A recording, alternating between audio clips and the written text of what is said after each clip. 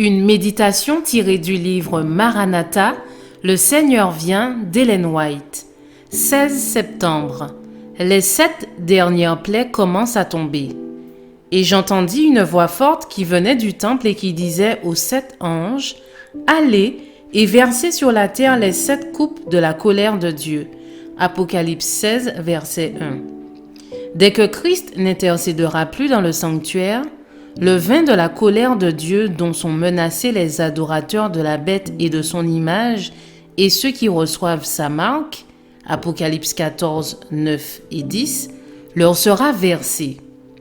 Les plaies dont souffrit l'Égypte quand Dieu était sur le point d'en faire sortir son peuple étaient de même nature que celles, plus terribles et plus universelles, qui fondront sur le monde juste avant la délivrance finale du peuple de Dieu. Le voyant de Patmos décrit ces fléaux terribles.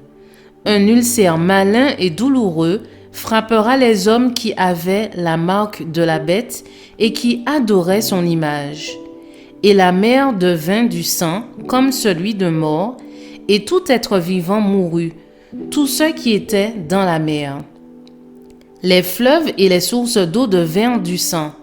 Quelque terribles que soient ces fléaux, la justice de Dieu est pleinement justifiée.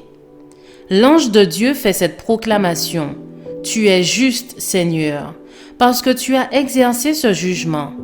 Car ils ont versé le sang des saints et des prophètes, et tu leur as donné du sang à boire. Ils en sont dignes. » Apocalypse 16, versets 2 à 6.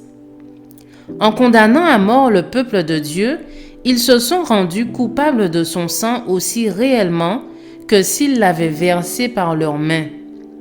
Dans la plaie suivante, le pouvoir est donné au soleil de brûler les hommes par le feu, et les hommes furent brûlés par une grande chaleur. Apocalypse 16, versets 8 et 9. Ces plaies ne seront pas universelles. Autrement, les habitants de la terre périraient tous. Elles compteront toutefois parmi les plus terribles qui aient frappé les mortels. Tous les fléaux dont les hommes ont souffert avant la fin du temps de grâce ont été mélangés de miséricorde. Le sang de Jésus offert en leur faveur a toujours préservé les méchants du juste, salaire de leur iniquité. Mais dans le jugement final, la colère de Dieu sera versée sans mélange de miséricorde. Les foudres de la colère de Dieu vont bientôt tomber, et quand il commencera à châtier les transgresseurs, il n'y aura pas de trêve jusqu'à la fin.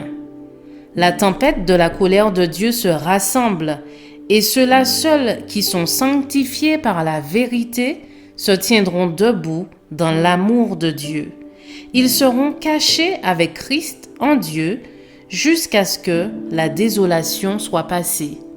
Je vous souhaite une excellente journée. Que Dieu vous bénisse.